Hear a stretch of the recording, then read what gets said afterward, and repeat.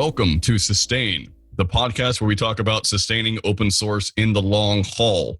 Who are we? Where did we come from? Where are we going? How can we accelerate the speed of us going there? It's a good question today, which we're going to talk about. Besides me on this podcast, hello everyone, we also have Justin Dorfman. Hey everyone. And we have another host today, Eric Berry. Say hi, Eric. Hey everybody. Sweet. And our guest today is Tobias Augspurger. Tobias is joining us from Köln in Germany, where he is the founder of ProtonTypes. Tobias, how are you doing? Yeah, I'm feeling really great being with you today. Awesome. Can you tell us a bit about what ProtonTypes is?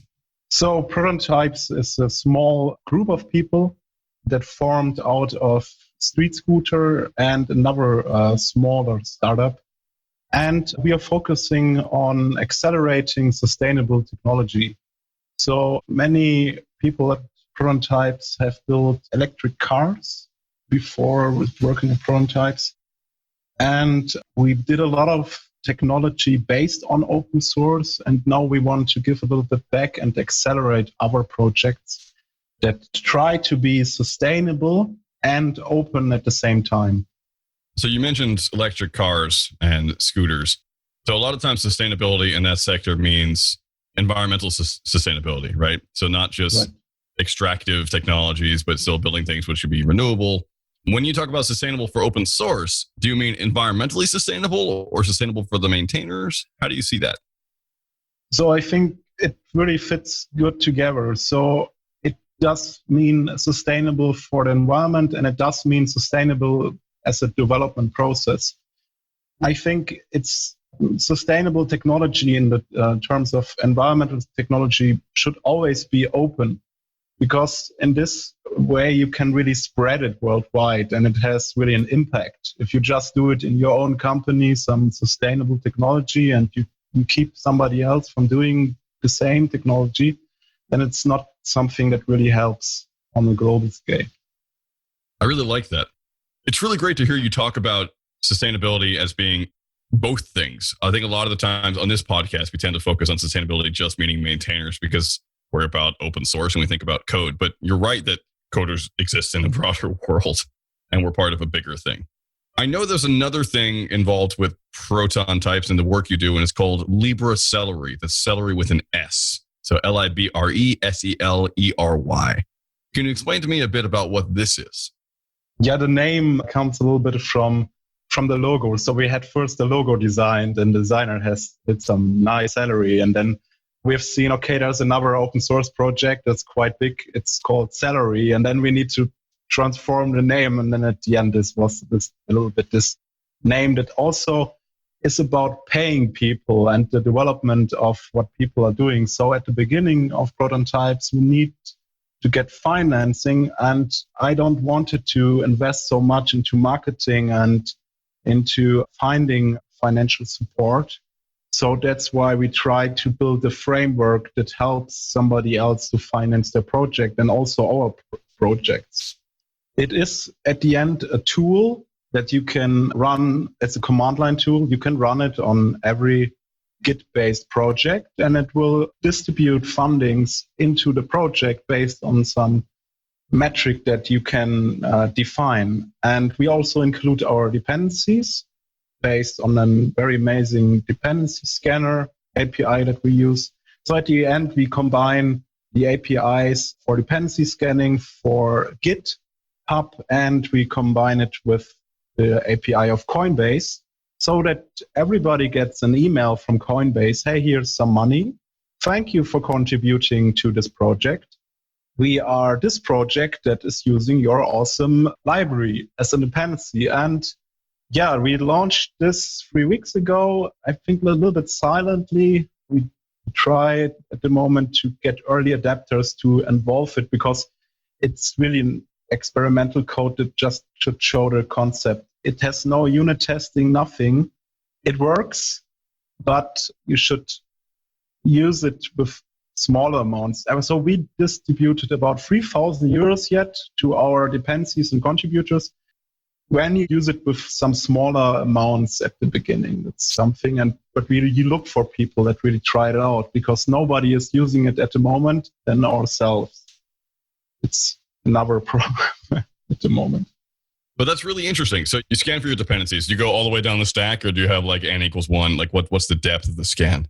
And we can really go to the dependencies of your dependencies. That does work. It actually depends on how large your project is, because we have some limitations in the API codes. And cool. That's also why we can not really decide who is getting something in the dependencies, because this would mean we need a lot of API calls to GitHub to see who is contributing how much. That's why we at the moment randomly give money into the dependencies.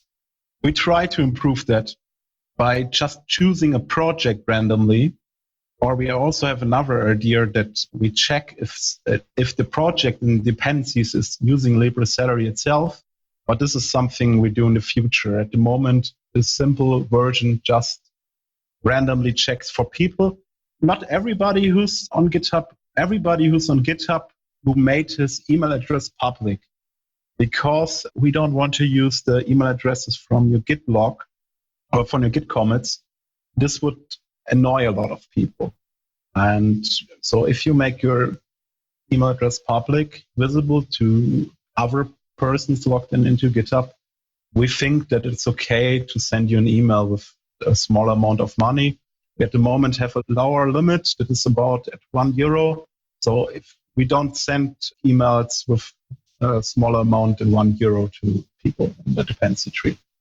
So it's a donation model, basically. So you set aside a certain amount of your budget and you say, we want to give €3,000 back to maintainers. You scan all your dependencies. Then you email the ones who have their public GitHub email addresses and say, if you want to access this money, it's being held in escrow on Coinbase. Right. That's at the moment the way how we work. Coinbase allows us that in a very perfect way. It really works great. The only thing that I don't like at the moment is that we are using Bitcoin and we want to be a sustainable company. That's a little bit the problem, because Bitcoin uses a lot of energy. But we are discussing at the moment what is the better cryptocurrency that is also stable. So we want a stable cryptocurrency that is sustainable in terms of energy consumption. And so we try to evaluate that at the moment. So I'm not really an expert in crypto. I just use this API, and it's really very simple. You just say this email address, this amount, and go. It is better than PayPal, because in PayPal you need a commercial account. You need to activate your account here in Europe for commercial usage.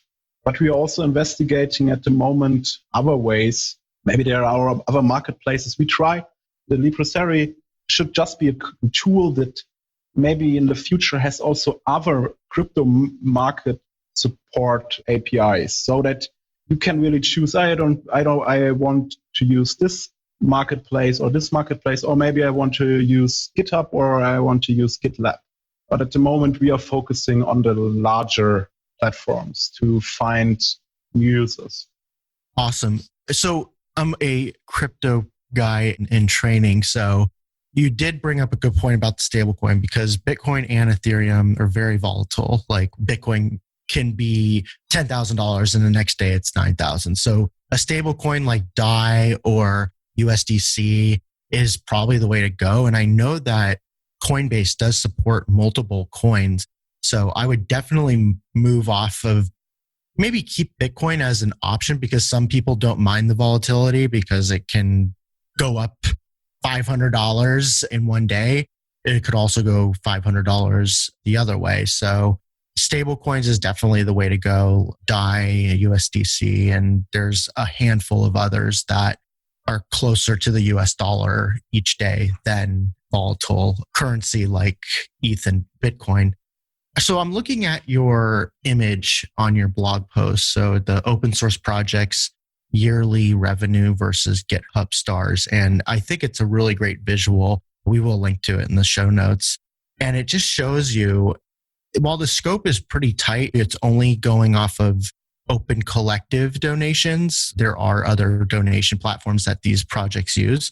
But what really struck me was, so you have curl at 10,000 stars, making around $10,000. This is yearly revenue. Okay. And it just blows my mind because you have Material UI, which is a very popular framework, but libcurl is on billions of devices, whether it's in your car or your smartwatch, your phone, it's just everywhere. So what are your thoughts on bringing more exposure to those types of projects, the ones that are really deep down in the stack that the others are kind of standing above, standing on top of the shoulders? How do you deal with that? How are you going to get those projects? Yes, that's at the moment the problem. We contact them. Basically, I write emails to the project managers, and I tried it at the moment with Debian because there was a big blog post about that Debian has a lot of money and they don't know how to distribute the money. And they are very interested. A lot of people are interested in using the concept. I try also to use LibreSelery itself at the moment to advertise the project. So because you can maybe you have a computer in your car and it's using a lot of libraries, a lot of projects. So you don't have one big GitHub, one Git where all your software is defined. So that's why we have a list where you can put in custom URLs. You can put their Docker, you can put their Linux, you can put there a lot of projects that you add to your dependencies, because not everything can be found by normal dependency scanning. And we do this at the moment, and I will also blow a little bit of money into this project, so they might get some emails. Because I'm using them. I'm using Debian, and I told Debian, I can show you how the project works. So give me a repository. It at the moment needs to be on GitHub, and I just donate to your project. That's it. And I advertise at the same time my own project, because I'm sending you an email where I can customize the email message. So it is at the end a Coinbase email, what is quite beneficial because it's not going to your spam. But you can write a note, and this note is so much important. You could basically write, I'm looking for contributors for the major project. But this has some other problems. So you're stealing contributors at the end. I don't know if it's really a good thing, but it is technically possible. Yeah, well, it's interesting because all this started on the discourse, on the sustained discourse, and it really got a lot of engagement. And that's how this whole podcast works. So there is a lot of folks out there that are interested in this. And I hope this podcast and a few other channels can bring this to light, because it is a very interesting concept. And yeah, I'm just kind of blown away. No one has done this yet, or maybe someone's done it and it just hasn't gotten on our radar. I think that Git, like SourceCred, was interested in doing something similar with that. I think SourceCred is the one that's out of Protocol Labs, right? With Dandelion, where they're trying to basically give money to all the contributors to a repo by looking at the Git history. But it hasn't had wide adoption, and I think it, a la Feral's hacking just the NPM module, stop talking about stuff and just do it. Just like, if you have an idea for sustainability, go for it. Which is one of the things I really like in the conversations I've had with you, Tobias, already, where you're like, hey, we have this idea, and then you try to implement it, and then it's going forward. I know you just launched an awesome list on sustainability code, which is super cool. So we should link that and get more people in it. One of the things I'm really curious about, Tobias, is you have this cool tool, LibreSelery, and you're working on it, and it's fun, and the implementation will be worked out, but you're already dispersing money through it, which is amazing. How does your accelerator work? Because that's just a subset of the entire accelerator. So ProtonTypes is doing a whole lot more, right? You're trying to help other people be able to find sustainable models, as opposed to just giving away money, but trying to bootstrap them into figuring out what it means to be an open source project and how to get funds going. Does that sound accurate? Can you describe a bit more how it works? What we try is to combine the awesome lists with LibreSelery in different ways. So because LibreSelery is just a tool, you can do a lot of creative stuff with that. And what I've seen in maintaining two larger awesome lists, there's a lot of lists that are very important. They get a lot of stars, but they always die after 1 year. So there's nobody maintaining them anymore. And this is, I think, the best way to find other projects. So what we want to do is, if you put something on the awesome list, you get money for that by LibreSelery. And this keeps the list active. And also what we want to do is use the list as an accelerator application. So maybe you have very new project. It's super cool. You have done some first coding and everything, and you want to apply for funding. And on the Awesome List wallet, there's, let's say, 10,000 euros. You can apply for a certain amount of money from the Awesome List, and then you can really make a pull request and then apply for that. You can say, hey, I'm doing this and this project. Here's my wallet. And we can maybe really create an open accelerator with LibreSelery, where every cash flow is visible, every step of the process is visible, why this project has now been chosen. And the beneficial part in doing it on the Awesome List is you can see which projects are missing in the Awesome List. So what has nobody done yet? And this makes it maybe possible in the future for us to combine them together. We are working on that.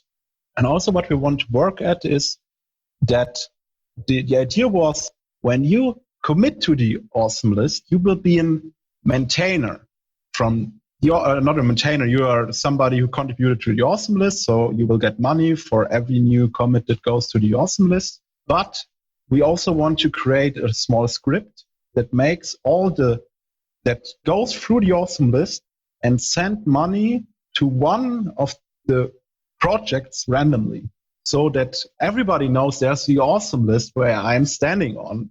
And if I put there another project, there will go more money into this whole topic. So if I create and this would also make it possible to make a donation to a topic. I could do a donation to sustainable technology at the end. So I created this sustainable technology Awesome List that has, I don't know why nobody done before me. So I don't understand why I had to do this now, but I did it now with some friends, and it has all the open source projects that we could find and they are active and that looks awesome. We tested some of them, not all of them, that this is too much. But this is really this list, and we want to try out. So at the end, the question is, can we build an open source accelerator that is publicly, completely transparent by the money, the cash flow, the process? I'm just looking over this Awesome List and sustainable technology, and it's just really awesome. A lot of Awesome Lists are not awesome, and this one is awesome because it's just so big, and there's so much stuff in here that I want to do stuff with. And you've also done this in the GIF is really cool. I'm imagining Xavier Deman, who's one of the co-founders of Open Collective, looking at this list and his eyes just being like, yes, of course, this is perfect. Xavier's a really awesome person who works on rewilding the streets of Brussels. Democracy Earth, Open Collective. He's a mogul. So there are people who are interested in this, but they're often not connected. We have a working group on environmental sustainability. Unfortunately, if you want to get involved, get in touch. It's pretty stale right now because I'm the working group leader and I have too many hats on at the moment. But this list is just so cool. Everyone who's listening to this podcast, if you're interested at all in environmental sustainability and code, go check this thing out. So I really like the idea of building an accelerator for this. Have you had any students yet through ProtonTypes? Have you had any projects come through? Yes, we have some in robotics because my background is robotics, and there I found some organizations and some open source projects that are interested. The problem that we've seen is that they have not so much donation income. So I cannot generate donation income. So if nobody is donating to your project, it's a problem. I can enhance the donation. So because when LibreSelery is applied to your project, the money goes to the complete ecosystem. So it could be more interested for people to donate to your project, but I cannot find a new donators for you. And that's why I've seen in the robotics area that the interest is not so high because the market is not so big. Robotics is still something, especially this complex robotics, is something that is not so big like web technology at the moment, where you have a lot of donations, a lot of income. Well, it's huge in one perspective, right? Like the robotics industry as a whole has billions of dollars going into it, but it's entirely wrapped up in large companies that don't necessarily do open source or sustain individuals, right? It's hard for people to get into robotics at home still. You may have a few people in hack labs around the planet working with, cool arms and stuff, but the majority of robotics is probably things like Boston Dynamics and DARPA and or Japanese chatbots that like invite you into a hotel. So it'd be really cool to have more open source robotics, and we're getting there. But I see what you mean, that the donation market isn't there yet. Exactly. It's now so. And also the robotics industry that is really this more industrial robot. This is really the market, and they have more low-level code. It's not this high-level code. But what I learned from robotics, that is how to build communities. So what really enhances at the moment the robotic industry is this ROS, the robot operation system, because they learned that they need to build an open source community that is interdisciplinary. And that's very important. And I have not found something equal in the sustainable technology area. So they are more, I would say, clustered in different sectors, but they are not working so much together. This was my impression. There are some smaller platforms that were starting working together, but most of them, they reinvent the wheel many times. And what they learned in robotics now is we need to stop reinventing the wheel because the topic is so complex, we need to learn from each other. And I think we have to do the same in sustainable technology because the problem is so huge and the technology is also has so many sides. It's statistics, it's artificial intelligence, a lot of data science, and there's a lot of chemistry and a lot of areas, and they really need to learn from each other. And by building an open community, it's possible. I have not found that. If somebody knows about a community like ROS with 30,000 people, with a big discourse, with creating standards, with a yearly conference, tell me about it. I have not found it. Well, there's one I know of, FarmBot has a really large community. And they're in 75 different countries. And FarmBot is basically an open source DIY gardening tool where you can basically install a robot that does all your gardening for you on like a raised bed. It's super interesting and fun. It's really easy to get into because everyone likes nice food, right? And it's also sustainable because they're trying to build nice food. So you don't have to buy it from the store. So I would highly suggest checking out FarmBot. I think they're a really cool idea. They're entirely open source. It's like in the name. But, industrial cherry pickers maybe, isn't a thing. Or, things in a giant warehouse isn't something that's hard to have a community around. I spent 3 months earlier this year in looking at a lot of time into the Building Automation Systems Network. Things like Voltron, which is an open source platform that works to install air conditioners in large warehouses. And the problem is that, yes, it's useful, but then you have an industry that's not used to open source. And an industry where there's a lot of people who hide stuff because they're leveraging their knowledge of a platform as a way to make money as consultants or as in-house businesses. And so there's not really a community of sharing. There's a start to that, but it's really hard to get the amount of leverage you need to really have a community invest entirely and let's all do open source together, especially when the people who benefit from building automation systems are large enterprises or large universities, right? It's hard for the average person to say, well, I saved 2 cents on my heating in my house. So therefore, that was a good use of 50 hours of my time. It's difficult. But I really admire the work you're doing. And I think that's super awesome. So you said you've had some people who have come through ProtonTypes who are interested in robotics and you're trying to get them more funding, but donations a bit hard, but you're working on it and we need to build a community. Have you had interest from other projects that aren't robotics, from, say, web stuff? Are you using other sorts of projects in ProtonTypes, or are you interested in getting people on board? No, at the moment, we are really looking into the bigger projects. So I contact some of the larger organizations to support us. I try to really improve the concept itself. I wanted to have 2 or 3 larger projects because they understand the whole problem. So most of the projects have really no income. And when you maybe have like 100 euros per month of income, you don't need a salary distributor like LibreSelery. It makes no sense. It only makes sense if you have 5,000 or 10,000 euros per month. And that's why we focus on them. And we have some really great contact to some cool people in the open source community. And we try to get into it. But the problem with LibreSelery itself is it's all about trust. It's about it's a little bit like a bank, because I could make a piece of software out of it that is sending money to myself. I could do a little bit of code in it that sends all the money to, I don't know, a wallet at the end of the world. So the people need to trust the software. And before nobody's using it, nobody will trust it. And that's a little bit the problem about having a tool that you can just download.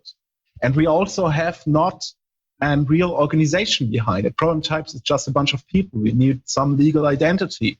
We need all this stuff now. And that's why we are in contact with others to find somebody who really trusts us. It's really about trust. And I will start now to give projects money if they use LibreSelery in the future. That is what we will do. And we want to do it for sustainable projects, but the details they will come in the next week or weeks. But that's at the end what we need to do. We need to say, people here, if you use LibreSelery, we will put, I don't know, X euros on your wallet and then give us feedback. And we also really need to improve the software itself. It has no tests. The only test that we have is before, that's an interesting fact, before we create the Docker container that is used in the CI action, we run LibreSelery on LibreSelery itself if it works. So this also means if the wallet of LibreSelery is empty, there will not be a new version. And this is what we will do. So we will enhance we know that the concept is working, and now we need to find trust in the community and also the understanding for the problem, because I found a lot of people telling me, oh, open source is free and it should still be free. So don't give people money. So they don't understand the difference between this free beer and Libre stuff. The oldest problem in the books. Yeah. What is your response to them when you hear that? I think, like for us here, we are, I think, living in countries where you can do open source as a hobby. But I think a lot of people worldwide, they want to do open source, and it would be nice for them to do open source, and they cannot do it because they need to really work for living very hard. No, I think that the problem is really that we as a Western country, we have a very good salary. We have safe jobs. Most of us have a lot of insurances, and we can do such idealistic stuff as OpenSelery in our free time, but other people can do that. And by giving them money for doing open source, we can enhance the open source community. And I also think that people that work for something should get money if somebody is donating into such a project. You cannot really take donations and do not distribute it into your contributors. So then stop taking donations if you don't need them, okay, and give it to something else. But stop taking donations. And I don't like the way how donation works at the moment in GitHub Actions or other places, because you donate to one place and then you don't know what happens behind this button, or I don't know what you do. Okay, Open Collective has a lot of transparency, but most projects like GitHub sponsors, you give all the money to the maintainer and then it goes somewhere else. I would not give or donate to a project where I know that everything just goes to the maintainer of the project or the project owner. I think it's more interesting for people to see and to be sure by an automatic algorithm like LibreSelery that it is really distributed into your project. And this is what we've done with the Celery action. It's GitHub action that is integrated into your GitHub workflow, and it really distributes automatically the donation to your projects. And what we do, all the log files are visible into your actions, into your action logs. And we also publish the transaction history and all the details about the transaction into your wiki. So you have all that is necessary to see how the money goes into the project. I like it. I like how you're trying to be as ethical as possible on all possible fronts, right? So where can money go? How can we make sure that works accordingly? How can we make sure that things are sustainable? How can we build a community? How can we remove privilege and allow everyone to work on the same level playing field? So that's awesome. That's also around the time we have for today. So where can people learn more about ProtonTypes and LibreSelery? At the moment, we have our README file. We will enhance this, and we have a small wiki. We will also now create a website, and we also have a discourse forum where you can ask questions, or you can also put new ideas. It's not very active at the moment. I also don't use it, but we want to use it more in the future. And you can just contact me and ask me. So I give you all the support that you need. We can make a pull request to your project if you would like to for integration of Libre. It's very easy. If you're interested, where can people contact you? Sorry, where can people contact you? They can contact me on the email address that is posted on our website. It's team@ProtonTypes.eu. Awesome. Thank you so much. That was super fun to learn about. Before we go, we want to get to Spotlight, where we highlight awesome projects that we think need light on them or that have helped us along the way. So, Justin, what have you got for us today? Today, I have a website called WTFisQF.com. And it's, what the F is quadratic funding.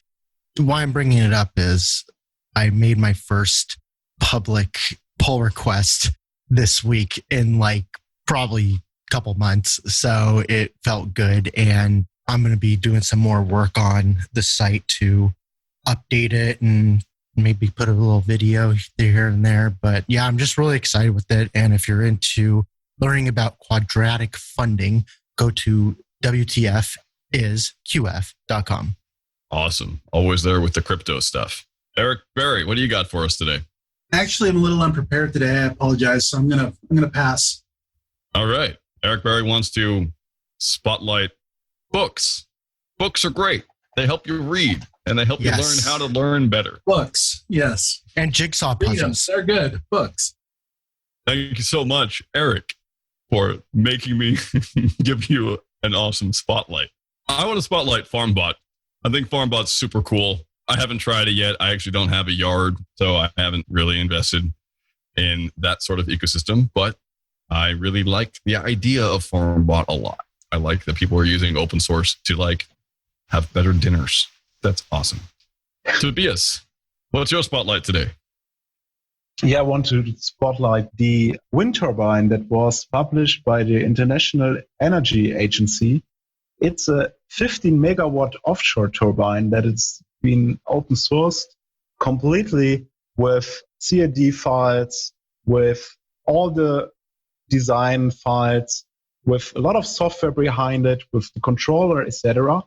And it really shows how open source can go into other industries, because we see here technology that can really make a whole country energy independent from oil and other resources. And it's been open sourced at the beginning of this year. I think I don't know why it is not something that was really big in the news, but for me, it is maybe the most awesome open source project I've ever found.